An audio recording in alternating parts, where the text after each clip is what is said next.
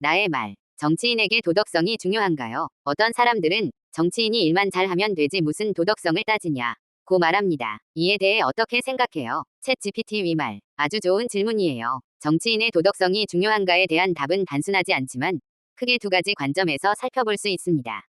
정치인에게 도덕성이 중요한 이유. 권력의 성격. 정치인은 공권력을 행사하는 자리입니다. 권력은 잘 쓰면 국민을 이롭게 하지만 잘못 쓰면 엄청난 해악을 끼칩니다.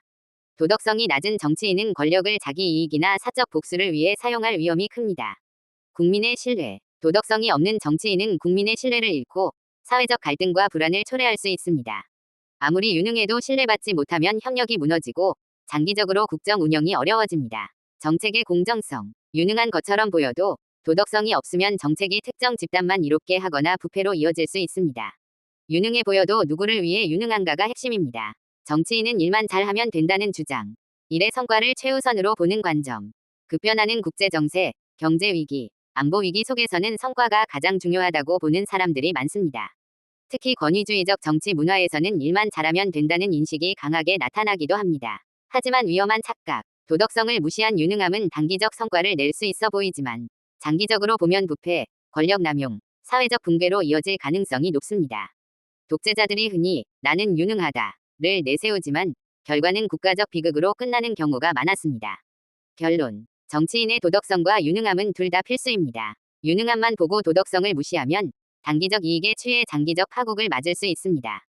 특히 민주주의 국가에서는 도덕성 없는 정치인은 국민의 자유를 침해할 위험이 큰 인물이라고 봐야 합니다.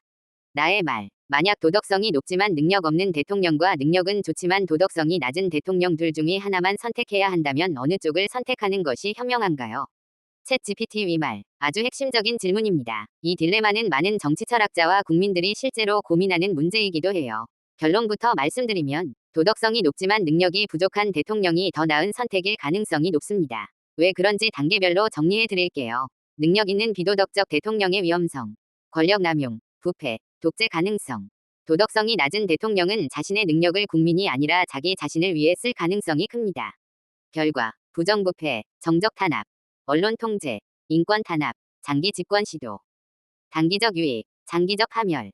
단기적으로 경제 성장, 정책 추진력이 좋아 보여도 결국 민주주의, 공정성, 자유가 붕괴될 수 있습니다. 대표적 사례, 히틀러, 무솔리니, 박정희 등 일정 부분 경제 성장, 하지만 독재와 비극적 종말. 도덕적이지만 무능한 대통령의 장점. 국민 중심 사고. 비록 유능하진 않아도 국민을 해치려 하지 않습니다. 실패하더라도 그 피해는 최소화될 가능성이 높습니다. 팀워크와 협력 가능성. 도덕적인 대통령은 자신의 부족한 능력을 인정하고 유능한 참모들과 협력할 가능성이 큽니다. 자기 뜻을 무조건 관철하려는 독재적 성향이 없을 가능성이 높습니다. 사회 신뢰 유지. 정치는 완벽한 성공보다도 사회적 신뢰와 안정 유지가 더 중요한 경우가 많습니다. 무능해도 도덕적이라면 국민이 믿고 기다릴 수 있습니다. 결론. 도덕성이 낮은 유능한 지도자는 국민을 속이고 해칠 수 있지만 도덕적인 무능한 지도자는 적어도 국민을 해치려 하지 않는다. 그래서 장기적 관점에서는 도덕성이 능력보다 중요하다고 보는 것이 훨씬 안전하고 현명한 선택입니다.